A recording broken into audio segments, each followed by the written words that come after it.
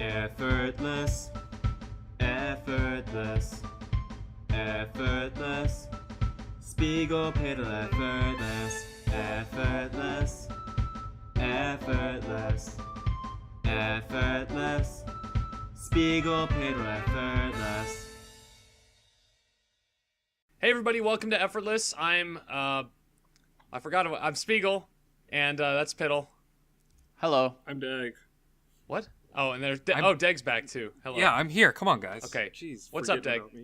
So we have a very special episode for you today. After that, soft, terrible start, don't turn off the show yet, because we're going to be. Better. We've done a power ranking of every Zelda game that is important and that you should all play. The Legend of Zelda series, obviously very close to all of our hearts. It's the reason that this channel even exists. So we figured it would be important and relevant to pay tribute to it. So we, the three of us, have all power ranked the games, both objectively and subjectively, and then we combined all those rankings into one list that we are going to count down and argue about for your pleasure. So Deg has the list, and he's going to be unveiling them, and then Piddle and I will react appropriately when the game we like is way lower than we expected. Yep, I took all six of our lists, composited them together. Neither Piddle nor Spiegel know what these ranks are going to be, so this shall be a surprise for them. Are you guys ready? Quite. As I'll ever be. Oh, one last thing. No 52-52 this week, no grand 20-minute debate. It's just Zelda, so if you don't like Zelda, just turn off the show. I don't care. Actually, stick around and listen to it because you should Yeah, like Zelda. and this is the definitive list of Zelda. We decided to stay away from using Metacritic and in our composite rankings because we honestly, our opinions are better than these critics that ranked Phantom Hourglass over the Minish Cap. Okay. Oh my gosh. Phantom Hourglass is a 91. Come on. 90, on. But still. Oh, 90. Please. Same thing. It's still Yeah. embarrassing. Yeah, it's ridiculous. Anyway, are you guys ready for rank number one now that we've finished ranting? Rank number one or starting at the No, bottom? you go should from start at the 15. bottom. Yeah, 15 to number one. Well, then I'll start at number 15. Number 15, the worst game among the three of us, Spirit Tracks. What? Yeah, Spirit Tracks. Okay, So who goes first? let me start off with this. You guys are wrong. Spirit Tracks is not the worst Zelda game. The worst Zelda game is the game that came before Spirit Tracks, Phantom Hourglass. And this is why. Phantom Hourglass had a lot of problems, especially with the control scheme, and it was just so ugly and poorly designed. You have to keep going back to that temple. Spirit Tracks fixed those problems. It had a great overworld theme. Some of the dungeons were really nice. I didn't love the train mechanic, but I liked some of the ideas that it brought to the table. Spirit Tracks is not the worst game, and you should both be ashamed of yourself, because I didn't rank it last on my list. I realize now that You're the wrong one? I realize now that my last minute change to my objective list decided this, which is the worst game. Didn't it? No, I decided it because I ranked Spirit Tracks dead last on both of my lists because I hate it.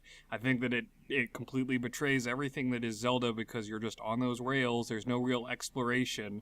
There's no adventure. It's just go from point A to point B, and the flute. Let's not forget the flute.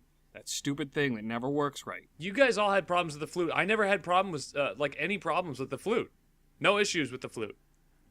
To date, So Spirit Tracks is the only Zelda game that I have not beaten out of choice, out of protest. I refuse to finish it.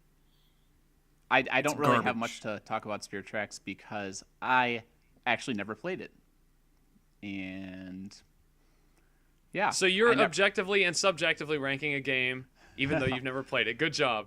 Hey, All right, well, I've this read list is enough so about legitimate. the games to know that Spirit Tracks has the flute, which did not work for a very large percentage of players. Apparently, it didn't work for anybody except Spiegel. And that alone is, it's broken. Like It's a core idea behind the game. It's like if the Ocarina in Ocarina of Time didn't properly respond to your button presses. yeah, and you just couldn't use it at points. And imagine the frustration if that was you. Like you literally just can't even progress through the game. Terrible. That's it. But feel vindicated because next on our list is Phantom Hourglass at second to worst. So I already mentioned it, but Phantom Hourglass, the big problem, aside from the fact that it's ugly as hell and it looks really bad, like it came out 2 years after Minish Recap. Minish Recap is easy Minish on the Recap? eyes. Minish Recap? Minish Cap. That's our the show. Minish Cap, excuse me. The Minish Cap came out 2 years before. Excuse me. That game was easy on the eyes. This game makes me feel like I want to rip my eyes out of my sockets just looking at it. And going back to the Temple of the Ocean King over and over again, just and having to redo the same rooms, it makes me want to rip my eyes out of my sockets. Just the whole game. So that mechanic that we enjoy in Metroid, we don't like in Zelda. It doesn't work because you have to. That's not Zelda, you know. That's not what you expect from a Zelda game. And as a mechanic, it feels Broken. Not broken. It feels uninspired. I think more than anything. I agree with what Piddle's about to say. Piddle, take it away. So, Phantom Hourglass is actually my lowest game on my subjective list, and that's because it was so bad, left such a bad taste in my mouth that I didn't even play Spirit Tracks after I played Phantom Hourglass. I didn't beat Phantom Hourglass. I got pretty far in it. And sort of piggybacking off of Spigel, one of the reasons was it brought us back to PlayStation N64 era graphics, and I would actually say it's even worse than that. It looks terrible. The environments, very bland, very repetitive, completely in contrast to the Minish Cap before it. Which the had... opening cutscene of that game where it zooms in. I'm sorry, but listen, the opening cutscene where it zooms in on Link's face is just like it's all blocky and like, ugh, gross. Yeah. Let's get a screenshot in here. There's a screenshot. So yeah, Minish Cap is just very vibrant, very detailed world, like Castle Town in or Hyrule Town, whatever it's called. In Minish Cap just had so much detail to it, so much depth to it. Phantom Hourglass doesn't have that. Phantom Hourglass has the on-rails boat sections where you just tap a screen. It's a mini game. It's essentially like a phone mini game. And for me, it was just really, really uninspiring because I had played Sonic Rush Adventure Sonic Rush Adventure like just a month before. It came out just before Phantom Hourglass. Had the exact same boring freaking minigame in between levels. And actually, Sonic Rush Adventure had more than just one minigame as you went from one level to the next over the seas. And I hate that they took those on-rails sailing sections and just turned it into literally on rails for Spirit Track. Yeah, and it was terrible because I hit points where I'm like, okay, I don't even want to play this game, and I just like drew a line and I like walked away from the game, and I was like, I have to sit by it because I have because to you got to play do the game. stupid ship combat that sucks. or I die. So and one thing I will say about Phantom Hourglass, I liked Linebeck. I liked Linebeck. He was the one good part of a game. It's like the only thing that brought the game back from the very, very depths of hatred. And I'm sorry I'm going a little bit long here, but combat dreadfully easy. The controls just didn't do anything for me. They made my it was hands just cramp such up. it was a bad gimmick. It wasn't fun to play. Yeah, it wasn't fun to play. I know a lot of people had issues with rolling. I didn't. I did. And really, there's two good things about Phantom Hourglass. One is Linebeck, and the other is what everybody talks about with Phantom Hourglass, which is the one puzzle that everyone was like, "Oh my goodness, that was so clever." And if you've played the game, you know what I'm talking about. Let's just And- can we just spoil it? It's been 10 No. years. It's been 10 years. Let's First of spoil all, it. it's not clever. It's obnoxious, and it caused many people to just stop playing the game because it was obtuse. That's It wasn't clever. It was bad. They had the same puzzle in Trace Memory. If either of you guys ever played that, it was. I'm going to spoil it right now. If you haven't played just the game, spoil it because you So shouldn't there's play one. this game There's a anyway. puzzle. It's not a spoiler. There's a puzzle in the game where you have to close your DS and like it makes something appear on the top screen. Is that right? Something Yeah, like well, that. it's something that was on the bottom screen gets stamped onto the top Right, screen. and I get it, and like I didn't really actually have a problem with that puzzle. I can see why people would because it is obtuse, but I had already done that puzzle in Trace Memory, so I'm like, what if I just closed my DS? But it's still like that's not a highlight. That's just an individual. That's moment. another negative point, in my opinion. I love how it's just a negative for Deg. Anyway, All right. Deg, tell us what you think. I did. I said I agree pretty much with what Piddle said. Well, then- The sailing was crap. For me, that puzzle was a negative point. The game is not fun to play. I've said it all. We're moving on. Next game. Number Ready? 13. Adventure of Link. Yes. Zelda 2. I'm so glad it ended up this low because you jokers ranked it way higher than I did. This was the last game on both of my lists. I'm not Because surprised. Simply, it is not a Zelda game. It is something else. It's not necessarily bad, but the bad aspects of it combined with the fact that it's not your traditional Zelda make this game, in my mind, almost completely inessential to anyone's Zelda playing experience. What is You it can with skip it. What is it with like NES games and completely going off the rails with the sequels? Mega Man 2, though. Yeah. It happened in so many. Final Fantasy 2. It happened with Zelda. It happened with Super Mario Brothers US. Like, US at least. what? Anyway, Yeah. I agree with Spiegel. It's not really an essential Zelda title. You can skip it and be perfectly fine. There's some cool lore stuff that happens if you're really into the nitty-gritty of paying attention to what happens to the Triforce, et cetera, et cetera. It's one of the most relevant games in the timeline in terms of lore, which I think is funny. But it's one of the least relevant in the terms of actually playing the game. The level up system is, again, dumb. The fact that the only way that I've ever found it to be playable and not frustrating is to save scum off of emulators, like on the virtual console and whatnot, and just be like, I guess I'll plug away at this for 20 minutes, get a couple levels, and then get annoyed and quit for another 3 weeks. It's not entertaining to me. And the difficulty curve is way too intense, by the way. It's like it's okay for the first couple levels. It's a little challenging, and then you hit Death Mountain, and it's like, oh, you can't even play the game anymore because you're underleveled. And then you die, and then you lose all the EXP you gained. If I'm playing a Zelda game that I have to grind in, it's not a Zelda game anymore. well, for me, you guys know I rated a little bit higher subjectively. Yeah, you're ridiculous. But You were the reason in that- terms that- of hey, I'm not done. In terms of our definitive list, this is at the pretty much perfect spot. I can't disagree with this spot at all. I like it for reasons that are my own. I like it because there are a lot of moments of discovery in it when you play it. True, That that's fair. I thought were He's really, right. really great. The combat is initially, I mean, it's classic NES difficulty. It's very, very frustrating, and you have to spend a lot of time with it in order to get good at it. And I don't mind that. I like that in games sometimes. Sometimes I don't. But I mean, yeah, like there are a lot of things about it that are bad. The controls, I feel like Link just skates across the surfaces that he's walking on, and it's awkward.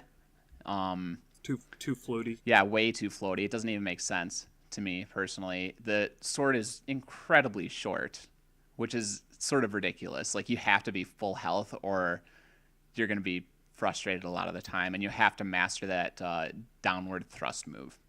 So, I mean, it's a very, very flawed game, and there are reasons I love it in terms of like the lore it produced, the locations you go to, that sense of discovery. It did introduce magic to Zelda, which is I thought the magic in that game was very cool. Like I really Yeah, liked that's- the ghost town and like how you would get hurt by things you can't even see. I thought stuff like that was really cool. So that's why it's important to me, but in terms of our list, it's at the perfect spot. I agree. Next, ready for number? What are we on 12, now? number 12. Number 12. Thank you. Is Oracle of Seasons at number 12. Wow, that low.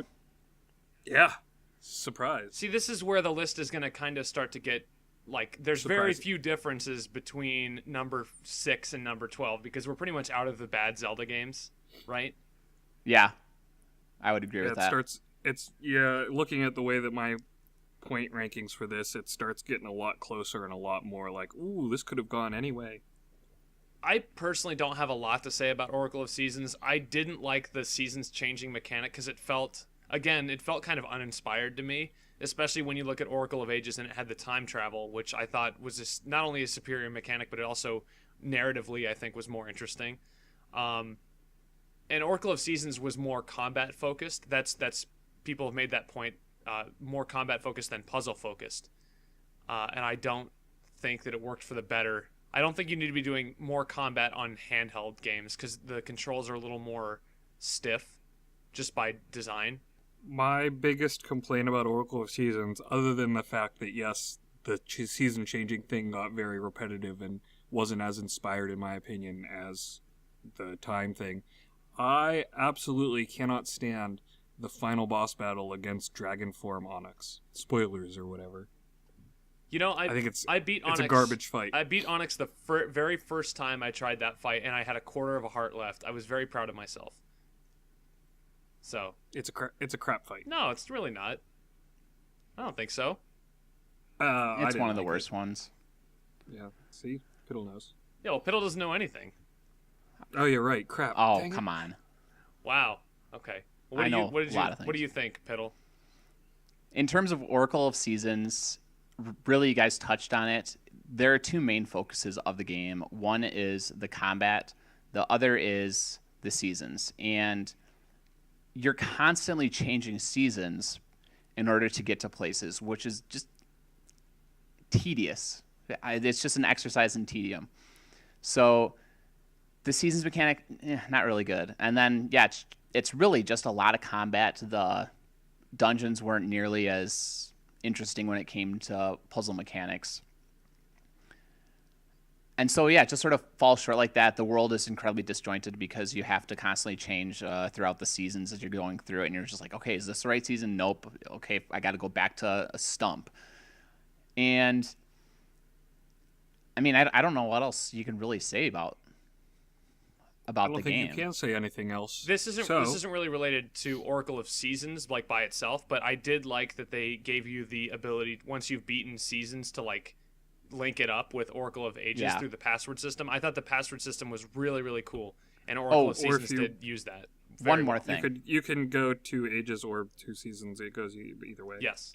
One more thing about Oracle of Seasons, I think that this is a positive, is I really enjoyed how it sort of was a throwback to the original Legend of Zelda. Yeah, it was. And I really enjoyed those parts of it, but yeah, everything else I could leave it. Okay, number 11. Number 11, Skyward Sword. All right. No one's. I guess you I'll guys go just thought first about that because for a while. Skyward Sword is Yeah. one of my favorite Zelda games, and that is under the condition that you have a brand new functional controller, because I recently replayed it, and as Spiegel knows, my controller is older, so the gyro was not really fully functional, so Link was doing all sorts of weird things with his sword sometimes that were not matching up to where they were like the first time I played it with a brand new controller. So in terms of that, Skyward Sword, yeah, you need a new controller with like a brand new gyro. And with that, the combat is just really, really engaging. It's the most engaging in the series as far as I'm concerned. And although it goes against a lot of Zelda conventions in terms of exploration and discovery, and it really sucks in that category,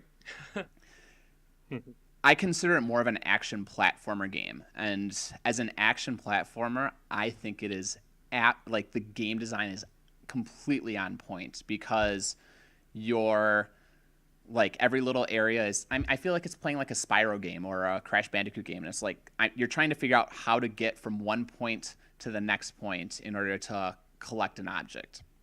And so it's all about terrain traversal, and it does that just with flying colors, with like the use of the stamina gauge and climbing and dousing and so on. So yeah, that's why I think Skyward Sword is just a great game. But I knock it down a lot in terms of being a Zelda game because it doesn't have good exploration. They do take the motion controls a little bit too far because you use it for everything in the game. Everything. Yeah. Literally everything. That's all I Swimming. have to say about it. So what I liked in Skyward Sword, okay, the dungeons. I thought the sand ship was awesome. I thought the time crystals, what were they called? The time stones. They were called time crystals. Time stones or something. I don't know. but the dungeon that used those I thought was awesome. What I didn't like, the motion controls that had to be used for everything, and the fact that you had to fight the imprisoned 3 times, and it was the same fight each time. And the first Can't time disagree with that. wasn't fun the first time, wasn't fun the second time. Sure as hell was not going to be fun the third time. So, and the other thing I liked was when you go into the new area and you have to go into that weird. I'm forgetting so much about the game, but you have to go into that world with the Guardians, and then they chase you around. You remember that? Yeah, that part was cool. That was cool because that was like a better version of. I shouldn't say a better version. That was a good version of Twilight from Twilight Princess. Yes. It was actually stressful and it made you nervous. Like that was one of the most nerve-wracking like areas to explore in any game. Look, when you go into these new areas, and I thought they really captured that well. I have Skyward Sword ranked, I think, a little bit below 11 on my list. Where's my list? I've got it ranked. You have. We're going to talk about it at the end. So Okay. Yeah, we'll get there. All right. Well, yeah. As for my thoughts on Skyward Sword, I pretty much have to agree with everything you guys said. The motion controls were really solid and really good, but a little bit overdone.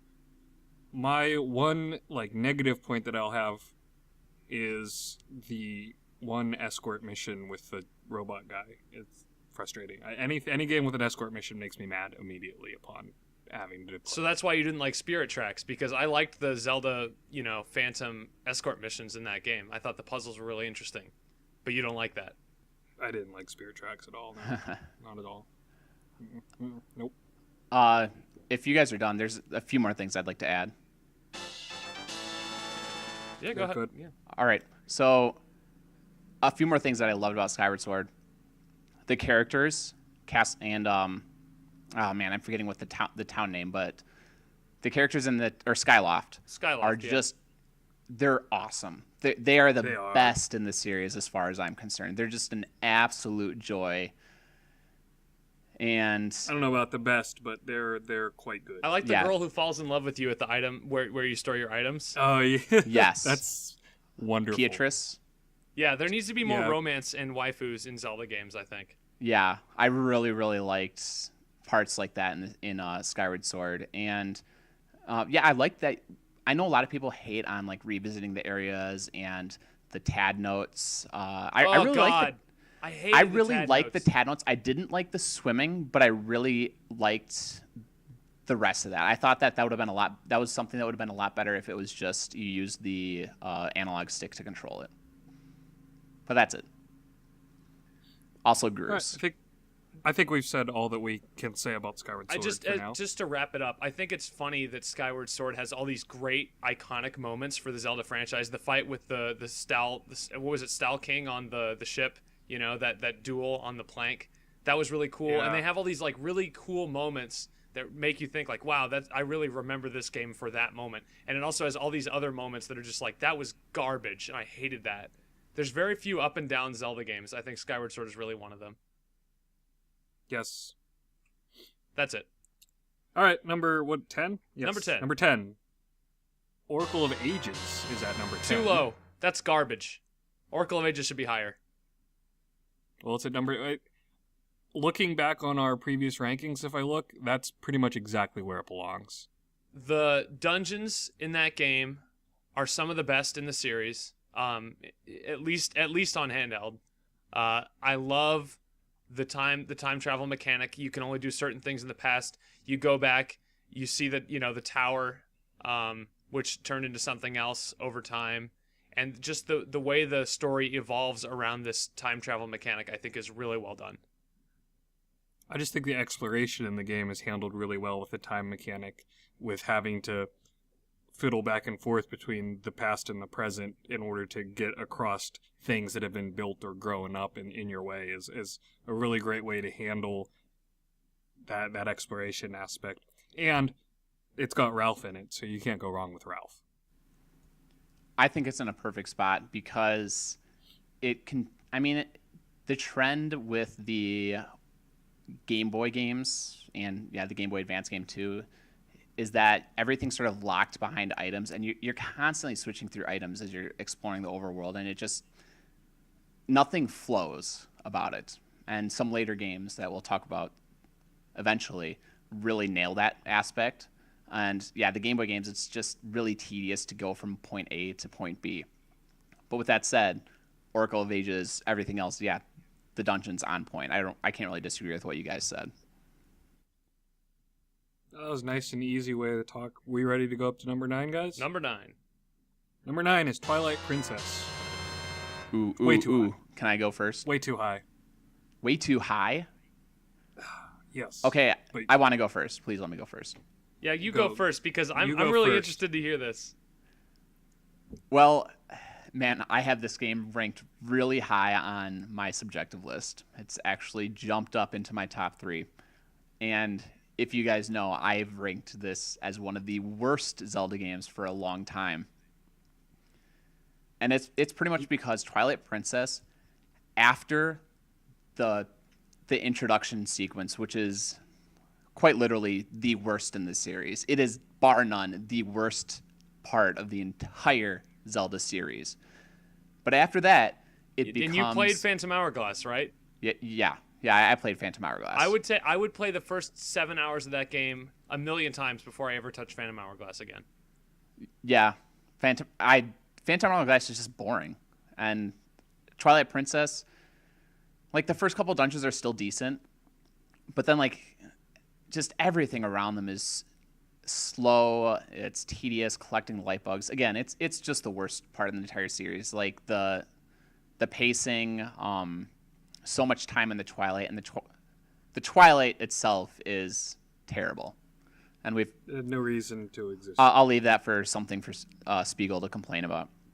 But then, yeah, you get past that introductory sequence, and you finally get out of the Twilight, and it is, I think, the best Zelda game that has ever existed in terms of exploration, in terms of like the lantern caves are so choice. I love the lantern caves, and just collecting the bugs, going to Castle Town, just how much Castle Town is bustling. The graphics look absolutely spectacular even today, and yeah, that's about all I can say about it. I don't like Twilight Princess at all. I've played the game twice. I played it on GameCube and I played it on Wii. And I own the HD version and just have not played it because after playing it twice, I was like, I can't. I had to force myself to play it the second time. I can't do it again. I don't think that it's got that exploration thing. There's nothing to explore. Yeah, it's a big open world. It's a big open empty world. I'd rather sail around the empty sea in Wind Waker than run around and be like, wow, this is really pretty. Wish there was stuff here in Twilight Princess. Nothing, barely anything, I won't say nothing, but I will say barely anything about that game stands out to me as like a moment where I go, I remember that. That was cool. There are a few moments where I go, this could have been cool. Like, I think that they really missed their opportunity with Twilight Princess. It looked like it was going to be great, and then they just didn't do anything with it. It boggles my mind that you go that direction. Like, there's just nothing that stands out to you. Like, so the mansion in the mountains didn't stand out to you. That awesome dungeon that took place inside of a house where you have to keep going from room to room, and like they're leading you around trying to like get, and like the whole thing is just a ruse to make you find ingredients for the soup. And the Arbiter's Grounds where you have to use Wolf Link and regular Link to like find all the ghosts, and that's the spinner's a really cool item. And okay, so that was what I was gonna say. Spinner's a cool item. You use it like twice. Missed opportunity. So what? It was still a good segment and moment of that game to be able to like ride around on that. It was a really cool, unique thing. The Temple of Time I thought was a really interesting, unique dungeon. There's not that many dungeons out there that are similar to the Temple of Time in its structure. The dungeons in that game I think are superb. I think they're the best dungeons maybe in any Zelda game. And I think that's worth something. Well, and then my problem is here, exactly. Sure, you bring it up and you remind me of it, and I go, oh yeah, I remember that, but it's like not in my head unless someone talks about it. And the fact that I don't remember it, to me, is a big negative point. I love how most other Zelda games, I go and I think about it, I'm like, oh, I remember that. Twilight Princess, I think of, man, I remember being bored through the majority of this. I love how controversial this has become already. This is like, what, number 9? Yeah, this was number 9. Which Yeah, I think is pretty much right where I would have it. I'm looking at my list and I've got it at 10, and it's like I feel like Skyward Sword deserves to be above Twilight Princess. I've said this before, and I'll stand by it. Twilight Princess is my least favorite console Zelda. Like I said, it somehow Well, other than Zelda 2, but that is barely a Zelda game. So it somehow grew on me, and maybe I'm not being fair because this is more like the HD version that really brought me back into Twilight Princess. but it's the same. It's the same game. It's just it is essentially the same game. Yeah, it's but touched up. the Wii version, I'm going to say this right now, the Wii version is absolutely garbage. You should never play the Wii version. I don't agree with you. no, I kind of enjoy the it's little terrible. waggle. I really do. You stop No. right now. I think it's If you're kind of going fun. If you're not going to play the HD version, play the GameCube version. There is no reason for the Wii version to exist. If anything, I blame the Wii version for why the game is as bad as it is, because they put so Oh much my work god, into you are porting so it salty. You are so salty. There's no, I don't buy that for a second. The over. Wii. The end of the game is rushed. Piddle says that it's nice that you get to wander around, but it's just like, here's some dungeons. We don't feel like working on this anymore. Like the last 3 or so dungeons. I'm speechless. I am without speech. Well, let's just move on. One more quick thing, but I have to say it. There is a lot of things to discover, Dag. Well, I mean collect, I guess. There, as you're exploring or as you're just wandering around this empty world, as you say it, there's still a ton of holes to dig in as Wolf Link that will lead to heart pieces or treasure. There's a lot of Gold bugs. there's the bugs all over the place, like in the middle of fields. They're really something you need to collect as you progress through the game. And If there were any more pay collectibles attention in this to. game, it would be Donkey Kong 64. I mean, can Yeah. we just say that? there are plenty of collectibles and there are plenty of things to get. And I mean, yeah, I don't know. I just found it really good, except for everything related to the Twilight. And since Spigel didn't mention it, Twilight music is the worst. It's not even music. It's just something that makes your ears bleed every time it starts up. Let's get a little Twilight music right here. No. Did you enjoy that? Although Too late. I already cut it into the video. Ha ha ha. Midna's Lament isn't too bad, which technically is in Twilight music, though. No, we're not talking about like the music in the game. The music in the game, I think, is really good. It's the Twilight quote music. Like the quote unquote Which is not- theme or like whatever that is. It's garbage. Yeah. Okay, we can agree on that. Yeah. Next up, Number at 8. what are we on? 8? Eight? Yeah, 8. Link's The Awakening. midpoint. The mediocre of Zelda games. Link's Awakening, as I said. Ooh, Pretty good mediocre divisive. That's a good mediocre. We're pretty high up. Yeah, there. I mean, see, the thing about Zelda is like we're ranking these games, and you know, with the exception of Phantom Hourglass, which I believe is a truly bad game, I wouldn't actually say that any of these games are bad, which is sort of always the caveat when you talk about Zelda because it's such a high bar franchise. Phantom Hourglass and Spirit Tracks are bad Spirit games. Tracks Stop with is this bad. thing. You haven't even They're played just- Spirit it's bad. Tracks. You It's haven't played bad. it. Doesn't matter. It's the I same have, as Phantom and it's Hourglass. bad. And We're talking and about Zelda Link's 2 Awakening right is now, though. even though I like Zelda 2 is a bad game. It's We're bad. talking about I Link's can't Awakening even muster right up the now. strength to say anything about Link's Awakening now. I really like the game. It's got a lot of really good dungeons and puzzles, and the characterization. This is like the first Zelda game to really have any character building of anybody in the game, because you got Mare and you have a bunch of other characters in the village, and Link himself, I think, goes through a little bit of character building. And I like the items, but I don't like that you can only have 2 at once. That makes it really difficult.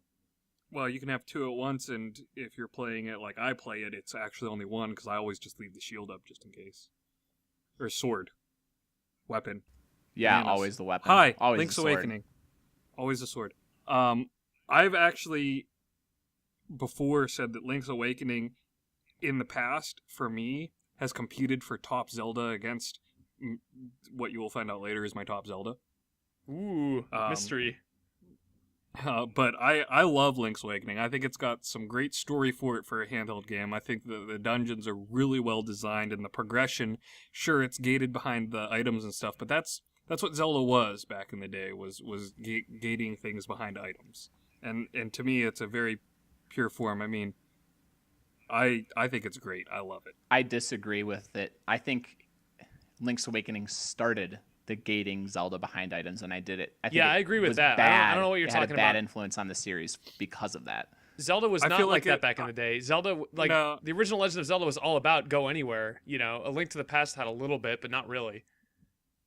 I feel like A Link to the Past had a fair bit of it, and that Link's Awakening was just an extension, and that A Link to the Past was just an extension of what we saw in Zelda 2 and the first Zelda. Sure, in the first Zelda you can go anywhere, but there are certain things that you just can't get to unless you have, say, the raft or the whatever it was, ladder, I don't know, thing. Yeah, but it was still very, very open, and A Link to the Past, I think, was very similar.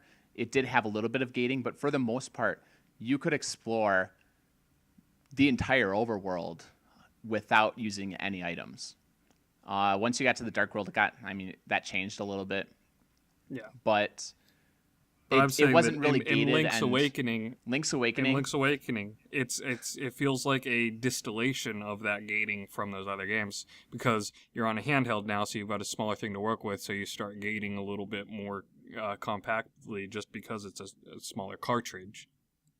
Link's Awakening, you're seems- just constantly changing, and you're going into that item menu, which is why I ranked it pretty low.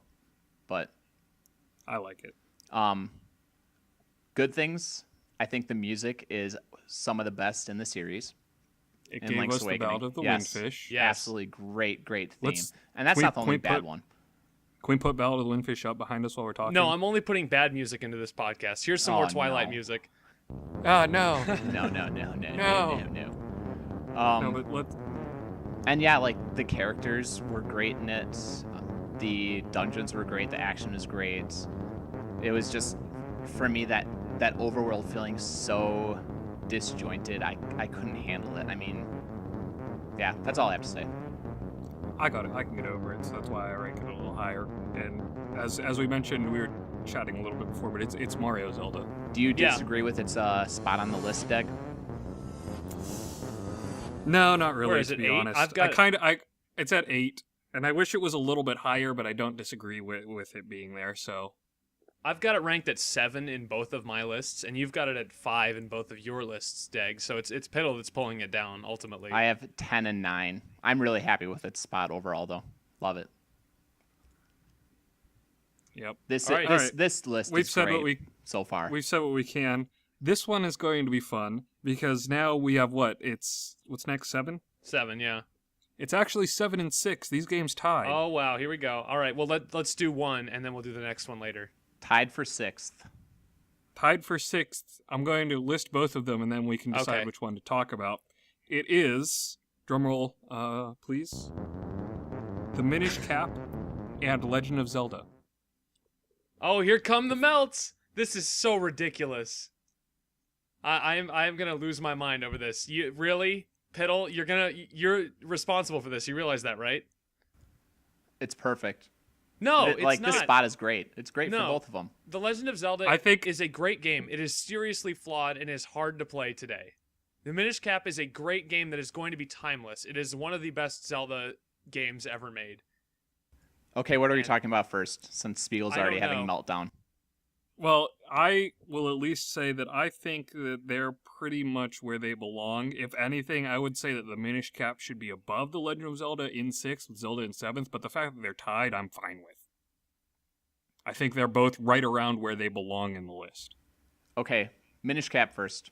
Spiegel, go. Okay, well, the Minish Cap, we already kind of waxed poetic on how beautiful it is and how detailed the environments, they're hand-drawn, the sprite artwork is gorgeous, the music is great, the dungeons are well-designed. There's not a lot of dungeons, but the overworld and the kinstone fusing, I think, makes up for a lot of that. Kinstones are awesome. I mean, we could talk about that all day. Kinstones are amazing. Let's just rant about Kinstones for like 3 minutes. So, for those of you who haven't played the Minish Cap, which is all of you because nobody's played this game for some reason, Shame. Kinstones are one of the most interesting gimmicks, I think, in any Zelda game, in that they are these items that, when fused with other characters in the overworld, you can create treasure chests that hold items other places in the world, and you have to go explore and find those items. So basically, not only do you have to find the Kinstones and then find the person to fuse them with, then you have to go find the item. It's a really interesting, unique way to kind of manufacture exploration, but it works. It works I think really, you're really sort well. of forgetting that the other part of Kinstones is they cause something to happen, like with that character. They cause It's like not a cutscene just in a here's moment. a That's right. treasure. Yeah, it's you're not right. just It's like, here's oh, this something... is suddenly unlocked. It's like, okay, now I'm happy or whatever, and I'm gonna do this, and which causes this to change, which means now you can get to this treasure chest. It's Yeah. kind of like in Majora's Mask when you're going around helping people out. It's like that. I totally forgot about that, to be honest with you. Yeah, it's like that, but with a little bit more filtered down vision into just do this one thing. And instead of having to figure out what that thing is, it's find this kinstone and hand it to them. yeah. I love Minish Cap. I love it So- so much. Minish Cap's great. It is the most underrated Zelda game. It really is. I just want to add that Minish Cap, in terms of, I mean, it still sort of carries over the exploration where you're constantly changing, but Minish Cap streamlines it a bit towards like later in the game when you're able to shrink and grow at will. So it streamlines that process the further you get in the game. It's still not quite as streamlined as I would like, or as we've seen in the series, but I mean, it adds a lot to the gameplay in terms of exploration, and I thought it was really cool how you'd shrink in spots and then just be like, oh, hey, there's like a bunch of Minish folk to talk to now. And in terms of the handheld games, I think it's the best for creating like a town and characters to interact with, and part of that is the Kinstones. For sure. So the other half would be the original, very first Legend of Zelda. All right, Spiegel, you're chomping at the bit here. You want me so- to go first? Yeah, I was going to let you make you your were- point, and then I was going to No, counter. because I'm gonna completely I destroy your want stupid Spiegel to go points. first. Oh, you're 'cause I going to wanna destroy hear my Piddle stupid ruin points? it. Okay, well, here we go. Destroy this. This game is basically, without a guide or without anything to help you, it's nearly unplayable today. I mean, you can play it and you can get far into it, but sooner or later you're going to hit something cryptic that trips you up, and you're going to need your friend on the playground at school to come over and help you. Or you get Nintendo Power, or you read the manual, which is going to be, I will tell you this, it's going to be Piddle's main point. I didn't play this game correctly because I didn't have the manual. Well, guess what? Nintendo, when they redistributed the game on Virtual Console, they did not include the manual on Wii. Hey, there's this thing out there, Spiegel. I don't know if you've heard of it. It's called the So Internet. what? I shouldn't have to go on the internet to look for a supplement to help me enjoy the game. That's not how it's supposed to work. The full enjoyment of a game should be contained within the game itself. And I like The Legend of Zelda, but objectively, it's not that great of a game. It's high on my subjective list, low on my objective list. There you go. Piddle, please. I mean, Go. Spiegel admitted it himself. This game is, well, for me, one, this is Zelda in its like purest, most distilled form. It's the original. It created the blueprint. It created the blueprint that is going to make Zelda NX fantastic. Oh, here Because we go. But enough about that. You can go anywhere right away from the get-go. I mean, you could find the 8th dungeon within minutes of starting the game. You can't beat it, but just the fact that it's like there's always something to find in this game, which is great. I think every screen has, well, or pretty much every screen has like a tree you can burn down, or A rock that yeah, you can rock you can bomb. blow up, or there something to push out of the way. So it's great in terms of that. Just going anywhere and finding all sorts of cool things as you explore. I mean, even when you have somebody take away your money, it's just that sense of discovery is the best in the series, I feel like. The combat, admittedly, is a little rough around the edges these days because it's only like stabby, but I mean, you have the boomerang, which goes 8 directions, and if you're not constantly using the boomerang, I mean, what are you doing? Come on, use the boomerang in this game. And use bombs in this game. Find the bombs, find the upgrades. And to counter Spiegel's point, I mean, you admitted it yourself. You didn't play with the manual. This game I have high because of the manual. The manual makes this a complete game. The manual teaches you the game's mechanics. The map that comes with the game as well teaches you. It's sort of like hints with a question mark on different areas of the map, like, hey, you can find something here. So it is your guide to the world. It explains how to play the game. Does the Wii U version have a manual? The Wii U version does, but I played it on Wii because it was before the Wii U came out that I played this game for the first time. Okay, so just point even more moot, because now the most recent update is the Wii U version, which has the manual included. So, yeah, with the manual, actually I don't know if the Wii U version has the map though, so, yeah. But at the end of the day, the game was designed and meant to have the manual. So if you don't have the manual, you're playing it wrong. I mean, I hate to be the guy that says that, but that's you're playing exactly it wrong. why it's flawed. That's not a game design. That's packaging. That's marketing. No, It's a part of the game. That is design. the game design. That is game design. There's nothing it's in designed, the game. No, it's designed to be played with the manual. there's nothing Just because in the game. game There's design not has a changed doesn't mean that like it's bad. Like it was designed with the manual was a part of the game. There was There's an no era where flashing manuals could be a screen part of in the game that says, "Okay, pull out the manual. You're gonna need it right here." There's nothing in the game that implies that you need to. I'm that you sorry need to use that the you manual didn't for have anything. a little fairy holding your hand through the whole game. Ooh, Spiegel. big deal. Spiegel, because fairy. because it came out at a time where it was just like the manual. It was just The manual was is a just part. like the first thing you do is you open the package, you take the manual out, and you read the manual. That's just what you do. That was how games were played. Yeah. It understood that that's just So what? happens. That's not the game, though. That's a supplement. It's like how nowadays it's understood that the game will have 3 hours at the beginning that will teach you all the buttons to press to play it. It's just understood that a game will have that. A game that throws you right into it without a tutorial section, how many people would start ranting? Yeah, I'm exactly. pretty sure there's- you keep there's a saying it's game- not a part of the game, Spiegel, but There's a game that the just fact came is it out was. very recently that treats that the same way as the original Legend of Zelda did. It's called No Man's Sky, and people certainly didn't receive that one very well. No tutorial, no direction, no having any and idea again, what you're to do. forgetting there was a tutorial. It was the instruction manual that was a part of the game. You keep saying it wasn't a part of the game, but it was. It's All right. part of the game. Well, I It love was this a part argument. of the game. Just because you did not use it, just because you did not utilize it, doesn't mean it wasn't a part of the game. So that's really it's your own fault. I love this argument. We really have to go on though. And I really do, I though. hate having to be the one that's like, we got to move on because it sounds like I'm like just giving up. I'm not giving up. I will argue with you about this in the future. So now that Spiegel's given up on that, Oh, we're moving boy. on to number 5. So we're in the top 5 Zelda games as ranked by us. The Wind Waker is at number 5. Too low. Actually, can I? You guys are gonna hate me, but Spiegel, can you agree with Zelda's spot at number 6, tied for number 6? Tied for number 6. This is like pretty much. It's still really close to the middle. 7 and 8 mean- are essentially the same. So Yes and no, because my issue is that subjectively I had The Legend of Zelda at number 8 on my list. I really enjoyed the game, even without the manual.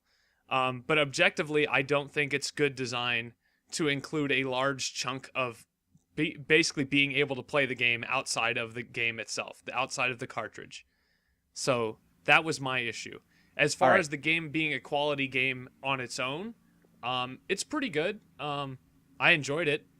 Like I said, I just don't, I don't consider the manual to be a part of the game, even if it is part of the necessary experience in order to enjoy the game. part of the game. Okay, but Oh my why goodness. did you bring us back to this? We need to talk about. Why did you do this? The Wind Waker is number sorry. 5. Yes. The Wind Waker is I number just 5. wanted to see that Spiegel would still agree with our definitive list. No, it's. I mean, there's very little things I disagree with on our definitive list because we're all very smart people and we all know what we're talking about for the most part. We might argue about the game, but we agree with its placement. Yeah, Wind Waker is number 5. Wind Waker's number 5. Wind Waker's damn good, It is. and you're It wrong is really- about Wind Waker, Piddle. I ranked it way too high because again, the HD version just opened my eyes. Well, that's the thing is. Oh, I didn't even It's realize how high it supposed to was on be- your list. I thought you'd have Yeah, it like. he's got it. He's got it higher than I do for objective. Oh, that's weird. Yeah, it is weird. Well, because your thing was always like, oh, I hate the Wind Waker, I hate the sailing, and I hate blah, blah, blah. But I thought we were under the impression that we were basing this off the original version, which I still think the original is very, very good. Are you talking to Piddle? Yeah. He is. Because You know what? he my literally list just is said a little, that the HD version fixed a lot of the problems that he had with it. Yeah. In retrospect, like ranking it off original version, I should have a lot lower. I think I'm more thinking of the remake, which fixes so many of the issues that I had. Which does. Yeah. They really streamlined a lot of the problems, and that's why I'd say 5 is a good place for it. Well, so what are the problems, you guys? Because I want to dispute this.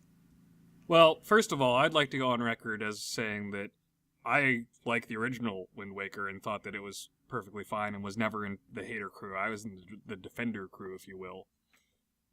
But it did have some flaws here and there, specifically the sailing. I will agree that it kind of sucks just being like, well, let me point in this direction and come back after I make a sandwich and hopefully I'll be at that island. Still a better option than Phantom Hourglass. Still better than Phantom Hourglass. No, that's like hands down. No argument for me. Still better. But they gave it the swift sail, which fixed that hole. And part of that was a technical limitation, of course, because it could only load certain chunks at a time. And so it gave enough time for the GameCube to process stuff through that. And then once you have the higher processing of the Wii U, it could go faster because it could render more chunks at a time. So... But wait, isn't the Wii U just a portable Wii? Pause for a second, guys.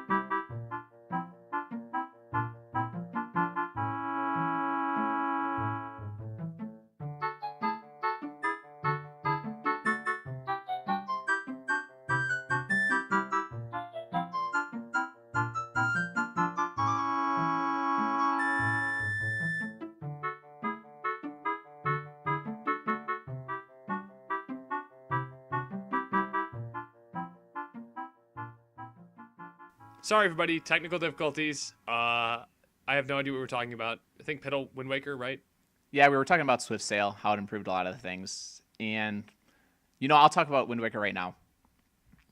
The reason Wind Waker is probably one of the greatest games and why it deserves a spot at number 5 is because if you're able to get into the exploration element of the Wind Waker, I think it is probably the best in the series in terms of just pure exploration and finding things. I knocked it down. Like, Wind Waker was difficult for me when I played it because I was hooked. I got it. I was one of the staunch defenders before it came out because I was just like, it's not the graphics that matter, it's the gameplay. It's the gameplay that matters. You remember, I mean, nobody remembers this really, but like, especially people listening to this show, but when this game first was revealed, people lost their minds. Can you imagine? Can you imagine how bad it would be in 2016 with social media? With social media. Oh my god, Oh my it would be the end of the world. I mean, I was posting on the Zelda boards when this game was announced, and even just on that tiny microcosm, it was like, this is awful. What are they doing? They're ruining It was actually Zelda. a pretty big microcosm at the time. Well, yeah, but true. So But message boards compared were to- social media back then, but yeah. Compared to what the social media of today would be like, It would just be like In a Nintendo's giving similar- up. Nintendo's done. That would be the narrative Doomed, right now. hashtag Nintendoomed would be trending on Twitter, at SpiegelWe on Twitter.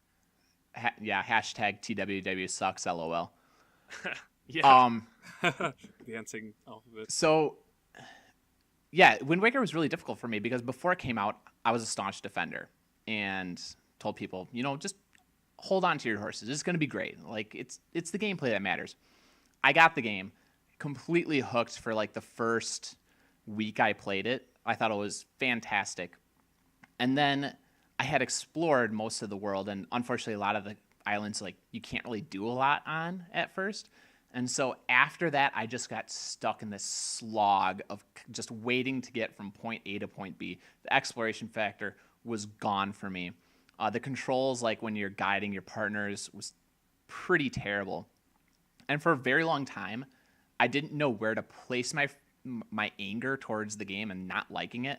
And so I'll admit it, I just went in behind the cell shading crew, and it was cartoony, and it's just like Did you really? ruins the game. I did. He did. I'm gonna admit it. Wow. I completely got behind that, and I just because I didn't really have a good grasp of why I didn't like why I hated the game so much.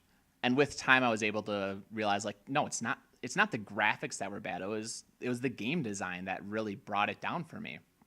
And I just thought that it was those darker elements of Majora's Mask and Ocarina of Time that was why 3D Zelda was great. And that really wasn't the reason. And the reason I didn't like the Wind Waker is because the exploration became a slog. I felt like I wasn't really finding anything, and I just sort of fixated on, well, every single tile has one island to explore, and it was an incomplete game in a lot of ways. They cut a dungeon from it in order to get it out in time, or get it out, and now I've realized that, yeah, it is, in terms of exploration, if you don't binge it like I did, it's pretty much the best in the series. So yeah, it deserves this spot. I got nothing to add. Did I just hear you say that Wind Waker is the best in the series? For exploration, yeah, that's one aspect. For a specific aspect. I totally zoned out. I'm like, this is like a complete 180, or a complete Xbox 360, if you will. It's just, for a lot of people, they It's a weren't. terrible joke. I liked it. For a lot of people, they just, like me, they fixated on the cell shading, I think, and Well, I think a lot of people did it unlike you and literally were just angry about the cell shading because they're idiots. yeah, and their opinions are null and void because of that. So. I think Wind Waker was really unfortunate for the GameCube because I feel like it cemented. This is like a different discussion, but it cemented people's image of the GameCube as like this kiddie console. And then by the time Twilight Princess came out, it was way too late. I feel like if Twilight Princess had maybe come out in like early 2003, like Wind Waker did, you might be talking, oh, we had Metroid Prime, Twilight Princess, Eternal Darkness, Beyond Good and Evil, all very more mature games, like for hardcore gamers. You might be talking about a different fate for the GameCube. Not talking more than like 50 million units sold, but maybe a different image, at least in that moment. Yeah, probably a different... I lost the word. Never mind. But you get what I'm saying, right? Yeah, I get what you're saying. Because the whole time the Reputation. GameCube existed, it was fighting its reputation as this kiddie console. Games like Resident Evil 4 did nothing to change people's minds, and I don't think Wind Waker really helped its image in any way. True. Which is unfortunate. Anyway, Game 4. number 4. Number 4, A Link to the Past. Wow, I'm surprised. Really? Yeah. Well, wait until I later on I'm going to tell you guys what the scores are, and you guys will understand what's happening here. But it is A Link to the Past. Well, I love A Link to the Past. Everyone here loves A Link to the Past. If you haven't played A Link to the Past, it defines classic video games, really. I mean, is there a better classic game out there? Super Mario World, maybe? I mean, what's more classic than A Link to the Past? I can't think of anything. I have no idea. It's A Link to the Past. I mean, for a lot of people, A Link to the Past is what defined Zelda. It is what defines Zelda. I think it's the best. Now, see, Piddle says that The Legend of Zelda is Zelda, the purest form of Zelda. I think A Link to the Past took everything that was good about that game and refined it to the point of, this is now the new standard. This is what Zelda should be built off of. And they built off of it literally for 14 years after that game came out. Twilight Princess was criticized for being too similar to Ocarina of Time. Ocarina of Time, the one criticism, it's A Link to the Past, but it's in 3D. So... Well, here's the thing is, yeah, Legend of Zelda is the purest Zelda, but A Link to the Past is what became the Zelda formula. There's a difference. Yeah, so I think that's accurate. The pure Zelda is Zelda. A Link to the Past set the formula. Every game since then, almost every game, there have been a few exceptions here and there, have followed the A Link to the Past formula. Here's the 3 setup dungeons. Here's the last 5 dungeons. Yep. You know. So. God, I love A Link to the Past. It's so good. It's so good. It's for inspiration on the series. Yeah, it's bar none one of the biggest inspirations for the entire series. I've been mostly quiet because, again, I'm just having the worst luck right now with sound outside. Is that a moving fan? I have a garbage truck outside my. They're Yeah, coming to my haul home away right Phantom now. Hourglass and your opinions on The Legend of Zelda. Yeah, I just threw away that game. Oh man. Still, the DS games, the only two games I've not beaten in the Zelda series that are mainline games, or as we would call them. So, I'll talk over whatever beeping is going on outside. Just talk, yeah. Just do it. A Link to the Past is pretty much, I think, just about as perfect as it gets with 2D games, 2D Zelda games. And I have no problem with it being this high on the list. It really refines Zelda in a lot of ways. And one thing I will say about it is it did influence the future of Zelda. It made Zelda a lot about getting an item to unlock sort of like a portion of the overworld. It did a lot of the gating mechanic in the overworld. And for me, I didn't like that direction for this series. I've wished for a more open series for a long, long time. And I think that the last few games we're going to talk about really exemplify like how important it is to have that openness in this series and that ability to just go anywhere at any time. You know, I just thought of something, and this blew my mind, like, as I thought of it. The Legend of Zelda: A Link to the Past, right? That kind of started the whole item gating process, right? Where you have a more linear adventure. It's still open, but it's not like super open. And then what did A Link Between Worlds do? It turned it on its head. You can get any item in any order and go anywhere you want. It's still gated, but it's any order, which is unbelievable. That just blew my mind right there. And here's the thing. A Link Between Worlds is game number 3. Which is wrong. Perfect. But it's perfect. I think that's perfect. A Link Between Worlds, as we just said, takes the beautiful Zelda formula that is Link to the Past and just tweaks it just a little bit to make it more open and make it more about the exploring that we got in the original Zelda. So it takes the best of the Zelda formula and combines it with the feeling and the pure Zelda. And there, Legend of Zelda plus Link to the Past equals A Link Between Worlds. So let me say this about A Link Between Worlds before we get carried away talking about how awesome it is. I'm probably the only person who will touch on any negatives for this game, but I thought the main villain was lame. I thought the dialogue was kind of lame. And I thought that the game did not have the beauty that Link to the Past sprite artwork did, because they went with the 3D direction, which honestly just does not look as good. And the 3DS doesn't have a super high-res screen, so it doesn't look as good. It doesn't feel as good. The aesthetic of A Link Between Worlds, I feel like, is not as good as A Link to the Past, but that's really what keeps it. When we get up into these top 5 Zelda games, there's very marginal differences that like separate them, and that's the separation for me between those two games. I like A Link to the Past more, mostly for the aesthetic. I disagree. I think that the aesthetic is basically A Link to the Past aesthetic, but transposed into a 3D setting, because it has that little bit of cartooniness that A Link to the Past had. My big complaint would be the A Link Between Worlds Link being based off of the Wind Waker Minish Cap Link. I would have liked another redesign instead of just continuing that aesthetic trend. Nope, Nintendo's got to have Toon Link on the handheld. No good otherwise. Yeah, it's freaking stupid. It's freaking it bothers stupid. Me.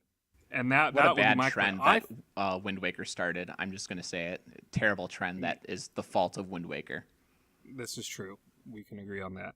But I think I disagree. I mean, the Aghanim stand-in character I thought was stupid, but the actual main villain and that entire plot line I thought was pretty good. I liked that. It was smart. I thought that the aesthetics matched that whole. I mean, people think of Zelda as more mature than it really is, and I don't mean that's a weird statement to say, and I apologize for it. But as far as Link to the Past, it did have a lot of cartoony looking sprites in it. Admit it. It was kind of goof. It but was, that's not but bad. I don't think really you really noticed it. I think It doesn't I translate think as well after in the 3D. Wind Waker, like people really fixate on that, and they're like, "Oh, Zelda's done this in the past." Like, just look at Link to the Past. Like, look at how Link falls down the hole, and it's goofy and silly and blah blah blah blah. I think that was just I think that's sort of like inherent in Japanese media. Yeah, it's not meant to be a kiddie thing. It's just that's the aesthetic. That's just the way it looks. Yeah. That's an Um, interesting point. Essentially. And And I think that's the same with Link Between Worlds. I think is that's the way it looks. That's the way Zelda's always looked. It's not a kiddie thing or a non-kiddie thing. It's just that's just how it is. I sort of agree with was it you, Doug, that said like the graphics, or was that Spiegel? No, that was me because I was Yeah, complaining Spiegel. about the I sort of agree. Like it's really hard for me to get over the graphics of it. I don't like bad 3D. I feel like 3D needs to look very, very clean. It either needs to be realistic to draw you in, or it needs to be very clean, like Super Mario Sunshine and beyond, essentially. So, in terms of that, I'm not like the greatest fan of the graphics, but A Link Between Worlds took everything that A Link to the Past did, other than that, and refined it and made it better. How A Link to the Past sort of gated areas behind items, A Link Between Worlds did away with that by making the fuse with the walls mechanic. And the fuse with the walls mechanic is absolutely brilliant, and I'll tell you why. It's because I love it. everything was just bam, really quick, and seamless. Quick and seamless. You didn't have to go into your inventory. You didn't have to select a new item. It was just Wait for a cutscene. yeah. It was just It was just press A, you fuse with the wall, explore that way. So between that mechanic and then the ability to buy all the items, and I don't think they needed to do the buy all the items. I think it would have been a lot neater to have sort of hints at where to go. And that's probably the only thing bad I can say about it is items in the overworld instead of like that you can find by exploring yeah, instead of and like talking to people and so on. Like they could have really doubled down on the exploration mechanic and made it that much more of a sense of discovery as you're playing the game. admit it. Isn't that why you're so excited about Zelda Breath of the Wild? Because that's Yeah. exactly what they've done. yeah. Yeah, that's Yeah. exactly what they've done. But yeah, like everything else. I mean, A Link Between Worlds, they even opened up the map even more compared to A Link to the Past, like with paths that just like cut through the middle of the map, and they just nailed it. They absolutely nailed it in terms of making everything seamless, getting from point A to point B, exploration, the quickness, the ease of use. The dungeons are still top notch. Yeah, it's pretty I much ranked the it perfect as my game. number one objective. I think it, as of right now, it Wow. is the perfect Zelda game. You think it's the best Zelda game ever made? As of right now, objectively, I think yes. I got to go Yeah, back and that's- play. that's what I You ranked. know, I'm going to use one of my replays for A Link Between Worlds because I have not played it since it came out, and I It loved is- it, and I have not played it since then. I got to go back and try it again. Yeah, so like what I'll say is like in terms of just pure simple gameplay design, A Link Between Worlds is the perfect Zelda game in terms of pure gameplay design. Exactly. And I mean, that's why it's third, because the other two games that we have ahead of it just did something else better. So So- unless you're stupid, you already know what the last two are. It's Ocarina of Time and Majora's Mask. So the question is, what game is going to be number one here? Because this has been an age-old argument. I'm really curious. Literally decades now. Are you ready for this? I am This not is- ready for this. I'm not. I'm like your heart scared. should be beating. Your heart should be beating really pounding. hard. Here's the answer. What came before? Wait, hold on. Before we do it, we should recount the top 15 so far to make people yeah, get we even really more should. interest. Okay. Yeah. Go All right. ahead. So number 15, Spirit Tracks. 14, Phantom Hourglass. 13, Adventure of Link, Zelda 2. Am I on? 12. Oracle of Seasons. 11, Skyward Sword. 10, Oracle of Ages. 9, Twilight Princess. 8, Link's Awakening. Tied for 6th, The Minish Cap and The Legend of Zelda. 5th, The Wind Waker. 4th, A Link to the Past. 3rd, A Link Between Worlds. And now, I'm gonna throw revealing, something. Majora's Mask and Ocarina of Time tied for number 1. Are you serious? Oh Not my even gonna- goodness. Are you Tied serious? for number 1. That's not even Tied fair. That's all not that right. build up. All that build up. I love it. Oh, I really am gonna throw something because that's like the opposite of what I wanted. I love wanted- it. Definitively, we couldn't even figure out which game is better. That's hilarious. The definitive list has a tie for number 1. That's so Oh, great. yeah. That is That's that's spectacular. poetic right there. That's so good. All right, which one do we talk about first? I don't like even Let's talk even about- deciding which one to talk about first seems like giving credit to one That's over the true. other. So what? Yeah. Well, Let's just. I mean, let's, I know you know which what? one I I say like we more. talk about the game that came out first. Okay, Just- all right. Yeah, well, let's just do it in release order. Well, Ocarina of Time is the first game, not the first game, but it's the first game I ever really loved. I was going to say it's the first game I ever owned. That's not true. I owned Diddy Kong Racing, Pokemon Stadium, and then for Christmas in Christmas 1999, I got Ocarina of Time with my new Nintendo 64, and I fell in love with video games, like because of this game. It was just so well designed. It holds up. The characters, the world, iconic moments, great dungeons, fantastic items. Just so much going on in Ocarina of Time that's just iconic Zelda. Call it nostalgia, bias, call it whatever you want, call it rose-colored glasses. I don't care. This is one of the best Zelda games ever.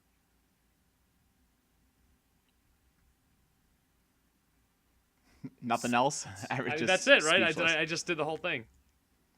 Ocarina, I'm going to be the one that comes into this with a grain of salt and say that I think a lot of the love for Ocarina of Time is kind of nostalgia bias.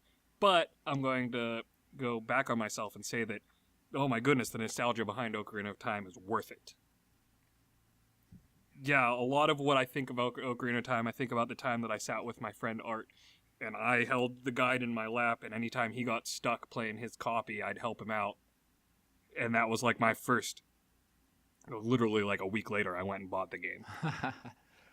Oh man. And I remember going to like my cousin's house, and they were like, "We've been stuck on this," and I'm like, "Oh, what part?" "Oh, the Forest Temple." And then I blew through it in like a couple minutes, and they were so mad because they'd been stuck on it for months, and I was just like, "Get good, scrub." And like just like these like moments of my life that I remember around Ocarina of Time. Like, playing through the game, I can't even tell you how many times I played through the game because I'm one of those nerds that would go on the board and be like, let me argue the timeline and I will use distinct pieces of text from the game, but I'm not just going to, like, Google the text. I'm going to play the game until I get to that part and then write down as it shows up on the screen. Like, wow. So much of Ocarina... Yeah. I wrote a because guide. The game's... I wrote a guide for Ocarina of Time. That's how super nerdy I am. The game's worth going back and playing all those times. Like, guess this is another excuse to just play it again because it's that good. So, yes, a lot of it's nostalgia, but the game is good. I think it If it's deserves the it. best, if it's the best Zelda game, as I said on my objective list, I did put A Link Between Worlds first, but it's Ocarina of Time. Like, what more can be said? It's interesting because almost none of us had Ocarina of Time number 1 on any of our lists. In fact, only 2 of us did, and it was my objective list and your objective list, Piddle. We are the only... Those are the only 2 lists that had Ocarina of Time number 1. Yeah. I that's think interesting. objectively it is the best in the series, and it's because it just completely hits so many points. The pacing is really, really good.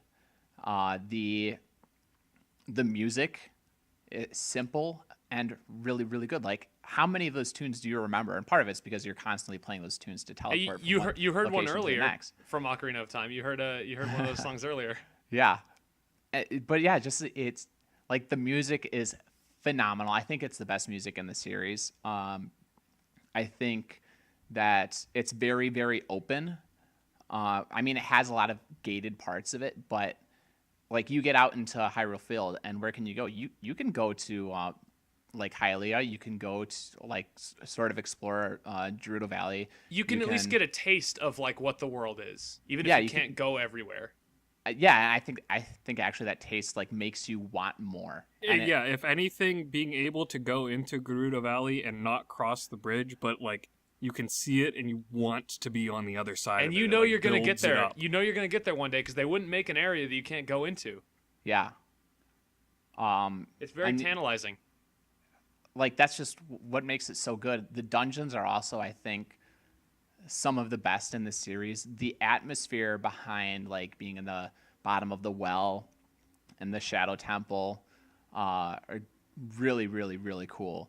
The Water Temple, which everyone hates on, I think is still a great temple. Water Temple sucks. It just makes you rethink how like everything works. The reason people hate the Water Temple is because if you screw up, it's tedious. Yes. Not if you screw up, it's tedious. And also, one of the major issues with it is a lot of it looks very similar, and there aren't enough landmarks, and that's one of the issues with it. But then you get to like the Dark Link battle and how it's amazing. Yeah, just like the imagery that they use for their Dark Link battle. You get the classic story. And I think you get the best, easily the best build up to the final boss that the series has ever seen. Yeah. Especially because you get that sort of taste with the Forest Temple. So The Forest Temple is so good. I Yeah, love the Forest really Temple. So, yeah, it deserves the number one spot. Majora's Mask tied for number one. And I totally agree. Majora's Mask is, bar none, my subjectively favorite Zelda game. Me too. It is a joy to play, in my opinion. It's just...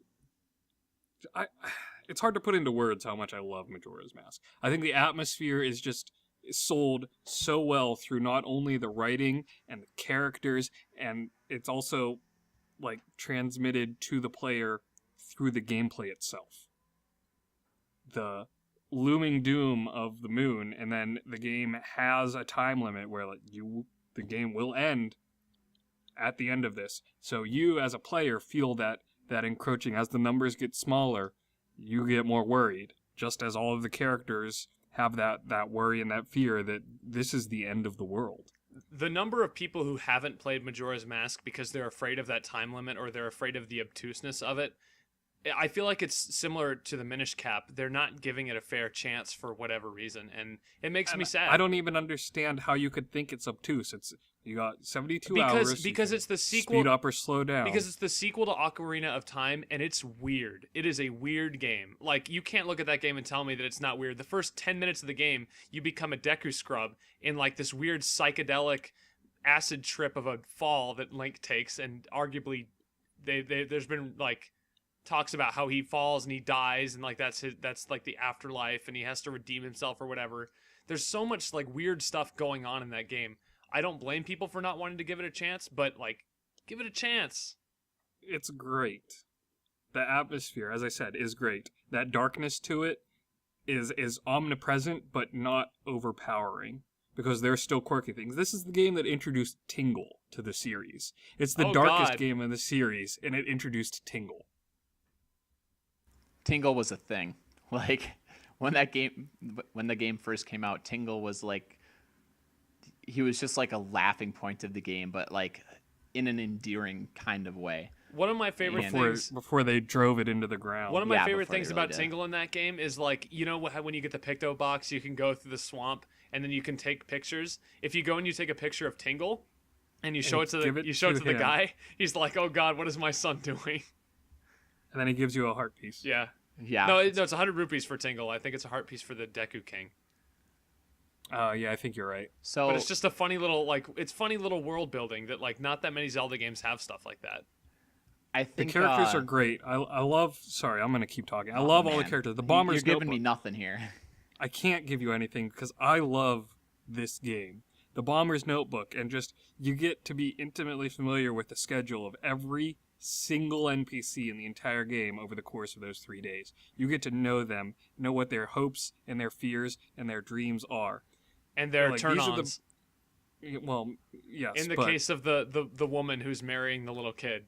Gross. Well, first of all, he's not actually a little kid. He was turned into a little kid by Majora's Mask. He's Midna before Midna. Yeah.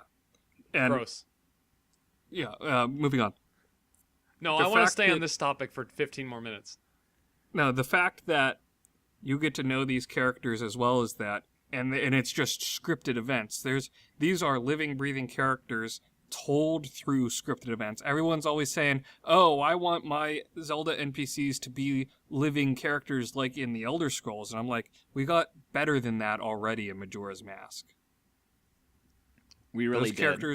Those characters were alive. They were alive during a 3-day period, and because of that mechanic of going back and repeating stuff, the characters lived even more because they did set things at set times, and it was easy to code, but they were alive for those 3 days. Instead of having to do these people are going to have to live for an indeterminate amount of however long the player plays, they told a concise, perfect story in that time period. And that's what makes Majora's Mask so good. Because, I'll be honest, so good. The 3-day time system, it's just intimidating for the casual player, straight up. And the casual player is an idiot. You get past it, though, and yeah, you're left with the best characters in the series because, yeah, you feel like they're people, not just characters.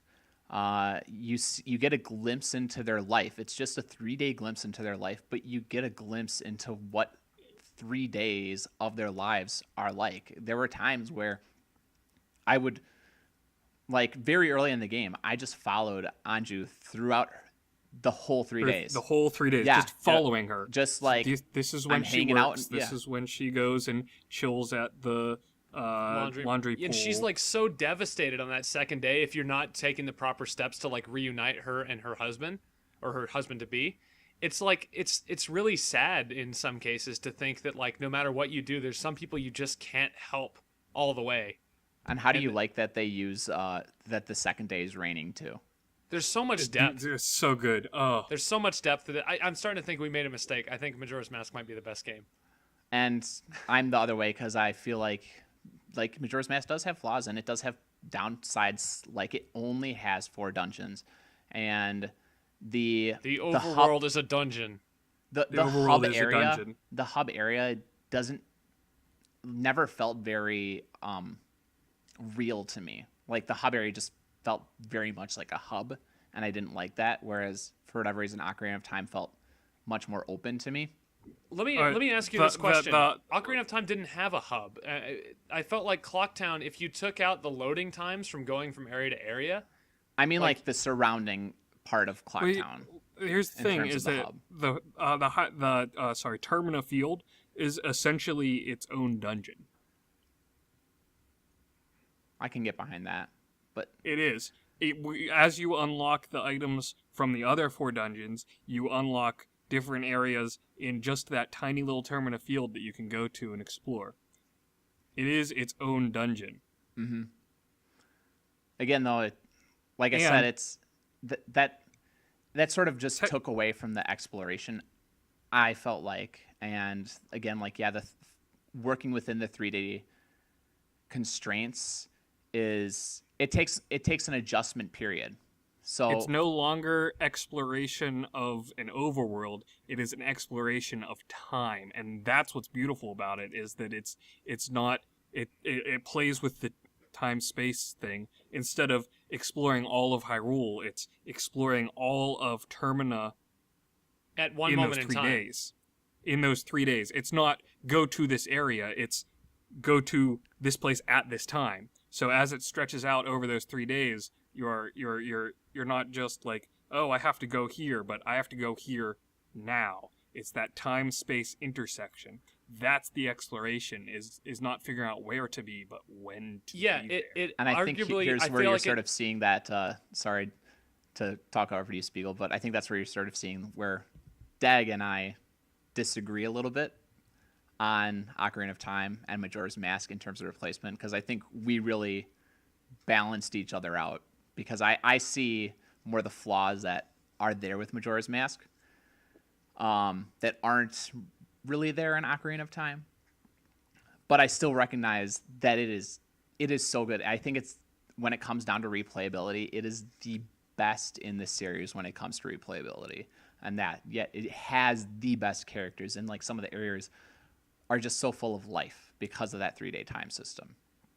But there are the downfalls of the 3-day time system, and it's a give and a take rather than just being all around good. It's that give and a take sort of balances things, or just brings it down just a little for me. Almost like the flaws of the game are part of what makes it so great in a way. It is. Is that like inaccurate? I mean, think about it. The game can't be as great as it is. It can't be number one flaws? Without also having things that for some people are bad. I don't see any flaws. This game is Majora's Mask. It's great. It's like a perfect. It's really perfect for what it is. I'm actually like, now that I've made this argument, I want to go back and replace A Link Between Worlds with Majora's Mask. Now that because I knew before this would happen. No, because before I was like, well, A Link Between Worlds has the best exploration, but now that I've realized that it's not about exploring just the area, but it's about the time-space exploration, I'm like, oh my goodness. I just realized, like, as I was saying that, it blinked into my head, and it really makes me want to put it back up to number one, which then it would be number one if I did that. So we need to wrap the show. So let's, because we've gone on for a very, very long time. It's been fun, very fun. I think everyone probably had fun listening to it too. But let's go ahead and wrap this. So what any final thoughts? How are we going to close this out? What flaws? Okay. I don't know. Number one, Majora's Mask, Ocarina of Time. I have no issue with it. Do you guys have an issue with it? I liked that they tied like that. When I was the one that did the math to do the composite. That's why I was reading the list. And when I ranked those and saw that they tied, I couldn't wait to tell you guys. I feel like I couldn't believe it.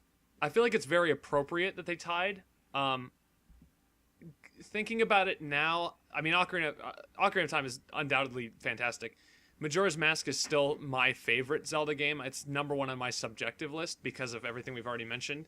But I agree that if you take the flaws into account, I can see why it wouldn't work for some people. And dag on cue. What flaws? Exactly. And with me, like, I make it sound like I don't like Majora's Mask more than Ocarina of Time. I do. I like it more, but I feel like objectively it's a less perfect game. I feel like it's an imperfect game objectively because I actually agree with that, because I put Ocarina of Time number one on my objective list, and Majora's Mask was number 3. Yeah, on my and I objective put list. Ocarina of Time number 1 as well, and Majora's Mask number 4. But you have Ocarina of Time as number 2 on your subjective, Spigel. No, he's talking objective. Objective, yeah. Yeah. Because A Link to the Past is number 2 on my objective list, by the way, just for your reference. Oh, right. Yeah. I see now, yeah. Whereas Ocarina of Time was at a solid 3 on both my subjective and objective. Man, Okay. Well, you know what? I can't get behind that, but, like, again, this is our aggregate score and aggregate number 1, Ocarina of Time, Majora's Mask. I really wouldn't have it any other way. I think that's perfect. So we want to see your lists. We're an hour and a half into this podcast, and the podcast is over. But we want to see your list. If you've played every Zelda game, please rank them and tell us what you agree with and disagree with. Obviously, probably most of you have not played every Zelda game.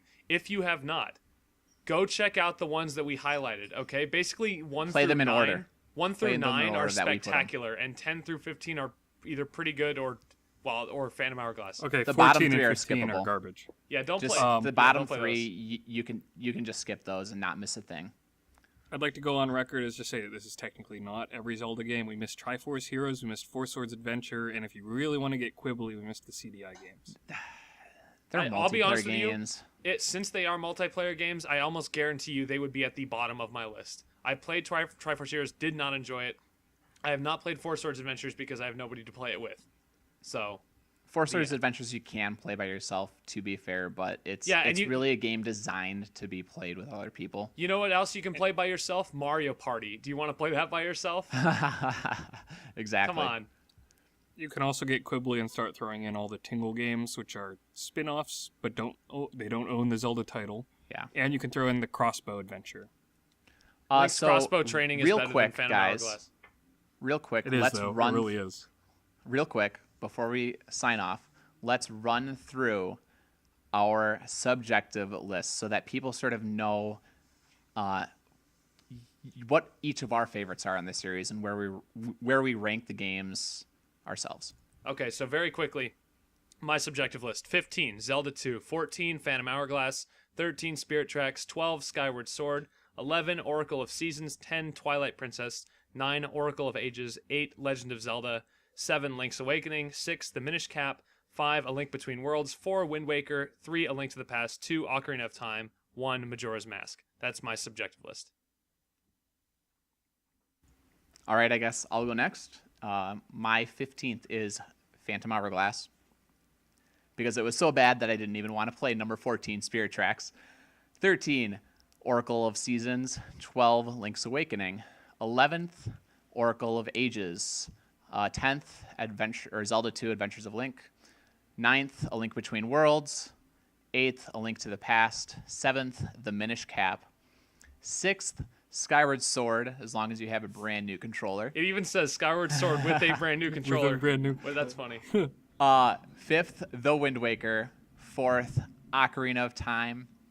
3rd, Majora's Mask. 2nd, Twilight Princess, pretty much after the terrible introduction. And 1st, The Legend of Zelda, which is, my favorite. For my subjective list, 15th, Spirit Tracks, because it's garbage. 14th, Phantom Hourglass, because it's garbage. 13th, Zelda 2, Adventures of Link. 12th, Twilight Princess, because it's garbage. 11th, Ocarina of Oracle Ocarina of Seasons. 10th, Oracle of Ages. 9th, Skyward Sword. With a new 8th, controller. Legend of Zelda. 7th, A Link to the Past. 6th, The Minish Cap. 5th, Link's Awakening. 4th, A Link Between Worlds. 3rd, Ocarina of Time. 2nd, The Wind Waker. 1st, Majora's Mask. All right. Well, I love you guys. I love everybody here. Thank you all for listening. We got to wrap. Like I said, give us your list of your Zelda games. And please like, comment, and subscribe and do that thing. And we will see you next time for 5252 and stuff as of that nature of stuff. Spigel, Piddle, Effortless.